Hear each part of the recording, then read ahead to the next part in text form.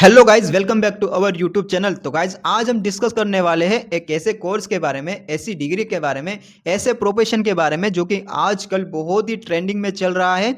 और आजकल के पेरेंट्स अपने बच्चों को यही कोर्स करवाना चाहते हैं, यही डिग्री दिलवाना चाहते हैं, क्योंकि ये डिग्री करने के बाद उनके पास पैसे ही पैसे होंगे, उनके बच्चे सेटल हो जाएंगे, उनके बच्चों की जो लाइफ है वो हाई फाई हो जाएंगी। तो इसीलिए ये कोर्स करवाना चाहते हैं, लेकिन इसके पीछे का कारण वो नहीं समझते हैं।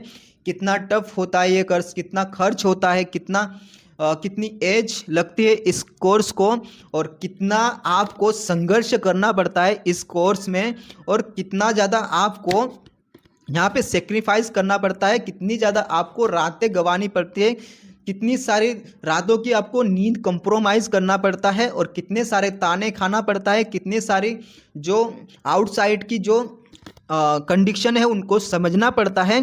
तो इससे पहले कि मैं वीडियो स्टार्ट करूं, इस वीडियो को लाइक कर देना और चैनल को सब्सक्राइब कर देना। यहाँ पर हम सारी की सारी जो डिटेल है वो देखने वाले हैं। तो चलो गाइस स्टार्ट करते हैं। तो हाँ जी गाइस, आपने सही सुना। आज हम बात करने जा रहे हैं एमबीबीएस के बारे में, नीट के बारे में। एमबीबीएस की रियलिटी क्या है इस समय, एमबीबीएस का स्कोप क्या है, और एमबीबीएस करने के बाद आपकी लाइफ सेट है या नहीं है। क्या ओनली आप एमबीबीएस करके आपकी लाइफ सेट कर सकते हो, एमबीबीएस करके आप जो है वो करोड़पति बन सकते हो। तो इसके बारे में बात करने वाले हैं।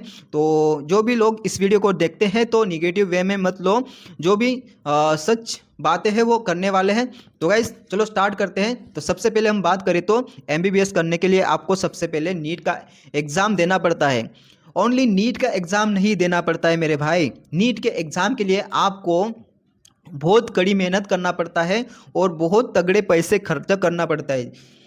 अगर हम बात करें तो सबसे पहले नीट के बारे में, तो नीट के लिए आपको अराउंड 10 लाख से भी ऊपर खर्चा हो जाता है। जो नीट का स्टूडेंट होता है 11-12 मिलाकर, अगर कोचिंग वगैरह ज्वाइन करता है अच्छी खासी इंडिया में, तो उसको 2 साल के लगभग 10 लाख से भी ज़्यादा खर्च हो जाता है। तो एक बात तो ये हो गई।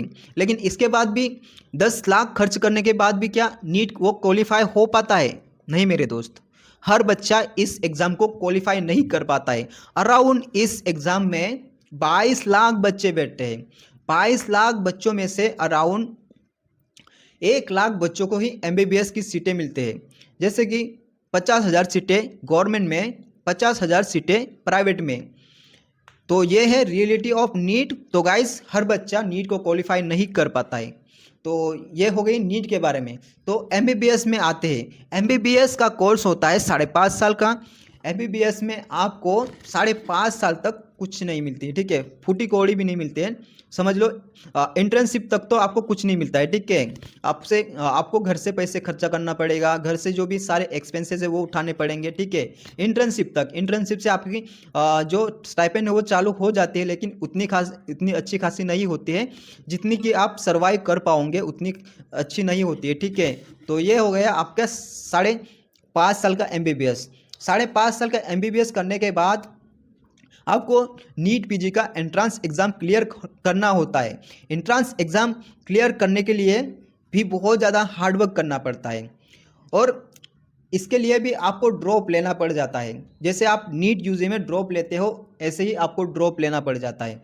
तो बहुत ही कठिन होता है नीट पीजी क्लियर करना भी, क्योंकि नीट की पीजी की सीटें बहुत ही कम होती है as compare to NEET UG, as compare to MBBS, क्योंकि एमबीबीएस की सीटें ज़्यादा होती है और नीट पीजी की सीटें बहुत ही कम होती है। और ऐसा होता है कि नीट पीजी में आपको एक जो ब्रांच चाहिए होती है, वो ड्रीम ब्रांच चाहिए होती है, वो मिल नहीं पाती है। तो यहाँ पे बहुत ज़्यादा हार्डवर्क है, ठीक है। तो ये बातें जान लो, ठीक है। ये है रियलिटी। आपको 3 साल का पीजी करना पड़ेगा उसके बाद, एमबीबीएस के बाद। अगर हम बात करें प्लेन एमबीबीएस करके आप कितना पैसा कमा पाओगे, तो प्लेन एमबीबीएस करके आप अराउंड 50,000 के अराउंड पैसा कमा पाओगे अगर आप एमबीबीएस प्लान करते हो तो। क्योंकि इस समय एमबीबीएस का उतना स्कोप नहीं रहा जो कि पिछले ज़माने में होया करता था। पिछले ज़माने में कैसा था कि प्लेन एमबीबीएस भी कर लेता था व्यक्ति तो उसके पास बहुत अच्छा स्कोप रहता था, वो अपना एक हॉस्पिटल चला सकता था, वो बहुत अच्छे पैसे कमाता था। लेकिन इस समय क्या है कि इस बार तो बहुत सारे हॉस्पिटल हो गए, बहुत सारी जो है वो कंपटीशन बढ़ गई डॉक्टर टू डॉक्टर, क्योंकि इस बार मतलब अभी स्ट्रेंथ सिर्फ नीट का नहीं रहा, अभी तो कंपटीशन डॉक्टर्स का भी बढ़ गया है। हर स्पेशलिटी का जो है वो कंपटीशन बढ़ गया है, तो बहुत ही टफ हो गया है एमबीबीएस करने का, बहुत ही टफ हो गया है डॉक्टर बनने का। तो ये है रियलिटी ऑफ डॉक्टर्स। तो डॉक्टर किसे बनना चाहिए इसके बारे में बात करते हैं। डॉक्टर उसे बनना चाहिए जिसका जेन्युइन ड्रीम्स है, जो खुद डॉक्टर बनना चाहता है, ना कि पेरेंट्स की फोर्स से वो डॉक्टर बनना चाहता है, ना कि सोसाइटी की फोर्स से वो डॉक्टर बनना चाहता है। डॉक्टर बनना चाहता है तो खुद की जो इच्छा है, खुद का ड्रीम है, तो डॉक्टर बनो, ठीक है। तो कितना साल आपको बर्बाद करना पड़ेगा एमबीबीएस करने के लिए, तो आपको अराउंड 25 साल तक ये कंटिन्यूस जर्नी चलती है। तो ये बहुत ही कठिन जर्नी है। और अगर हम बात करें तो एमबीबीएस क्या वर्थ इट है? क्या एमबीबीएस करने के बाद आप बर्बाद हो जाओगे? तो बर्बाद तो नहीं बोल सकते हैं, बर्बाद तो नहीं हो पाओगे, लेकिन आपकी एक अच्छी खासी लाइफ बन जाएगी एमबीबीएस करने के बाद। लेकिन उतने अच्छे खासे पैसे नहीं कमा पाओगे जितने कि दूसरा डिग्री वाला, दूसरा बिजनेसमैन कमा रहा होगा एमबीबीएस के बाद। इतना पैसा आप इस समय नहीं कमा पाओगे, क्योंकि एमबीबीएस जस्ट एमबीबीएस करने के बाद इतना स्कोप नहीं रहा है अभी, ठीक है। आपको पीजी करना ही पड़ेगा, सुपर स्पेशलाइजेशन करना ही पड़ेगा, तभी आपकी अच्छी खासी जो लाइफ है वो बन सकती है, ठीक है। तो नेगेटिव में वे में मत लो। अगर किसी को एमबीबीएस करना है तो कर सकते हो, लेकिन आपको बहुत ज़्यादा सेक्रीफाइस करना पड़ेगा, बहुत ज़्यादा आपकी एज चली जाएगी। 30-32 उम्र में तक आप कभी कभार सेटल नहीं हो पाओगे। तो ये है रियलिटी ऑफ एमबीबीएस।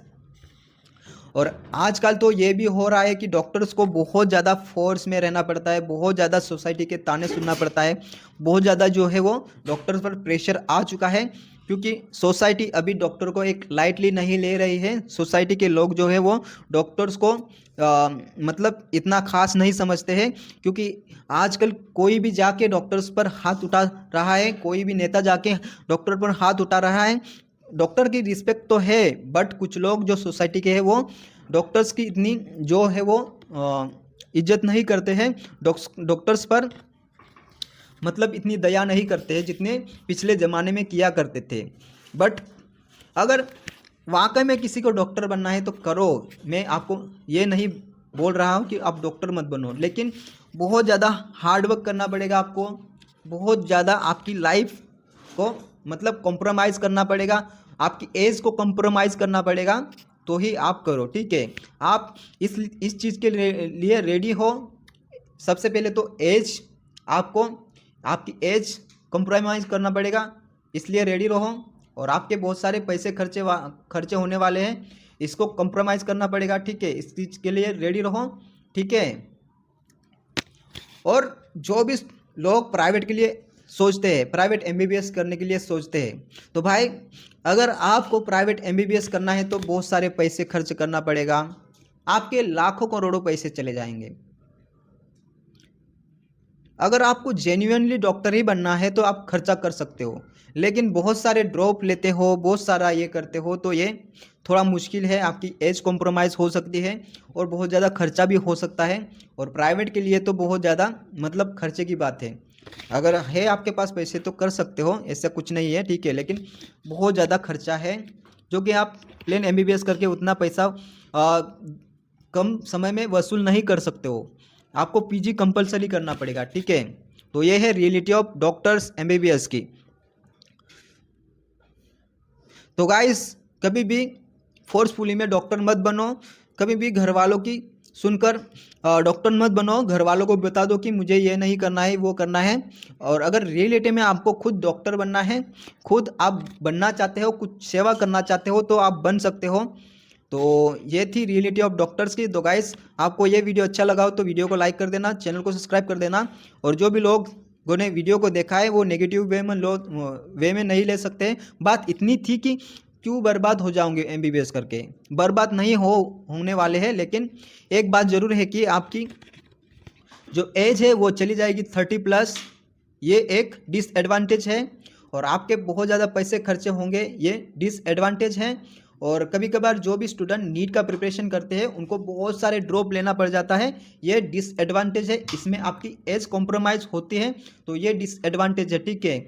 और बहुत ज़्यादा इस फील्ड में बहुत ज़्यादा वर्कलोड है, तो ये एक डिसएडवांटेज है। लेकिन वर्कलोड नहीं कर सकते क्योंकि यहाँ पे सेवा का भाव होता है, तो इसे वर्कलोड नहीं कर सकते हैं। अगर जेन्युइन आप डॉक्टर बनना चाहते हो तो ठीक है, तो ये कॉम्प्रोमाइज़ करना पड़ेगा, ठीक है। और आप सोचते होंगे कि सिर्फ नीट का एग्ज़ाम क्लियर करके डॉक्टर बनना है, आगे तो लाइफ सेट ही सेट है। एमबीबीएस में कुछ इतना लोड नहीं रहेगा, पीजी में इतना कुछ सुपर स्पेशलिटी में इतना कुछ लोड नहीं रहेगा। तो मेरे भाई एमबीबीएस में एग्ज़ाम के बाद एग्ज़ाम के बाद एग्ज़ाम के बाद एग्ज़ाम आते हैं, और आगे भी एग्ज़ाम के बाद एग्ज़ाम के बाद एग्ज़ाम आते हैं, क्योंकि डॉक्टर ऑलवेज लर्नर होता है भाई।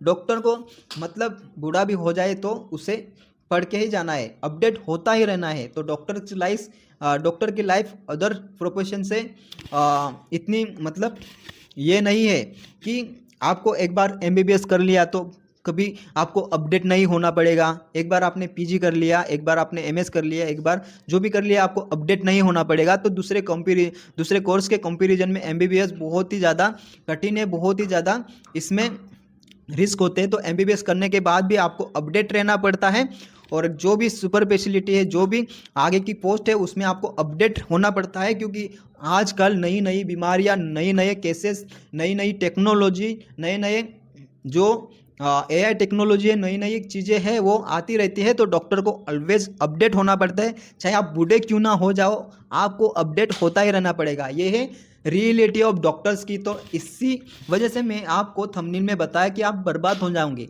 तो ये एक सच्ची रियलिटी है। अगर आप खुद डॉक्टर बनना चाहते हो, किसी के फोर्स से नहीं बनना चाहते हो, तो आप बन सकते हो। आपको सेवा करने की इच्छा है डॉक्टर बन के, तो आप डेफिनेटली बन सकते हो, लेकिन ये चीज़ें आपको कॉम्प्रोमाइज़ करना पड़ेगा, ठीक है। तो गाइस, अगर ये वीडियो अच्छा लगा तो लाइक कर दो, चैनल को सब्सक्राइब कर दो। Thank you watching for this video.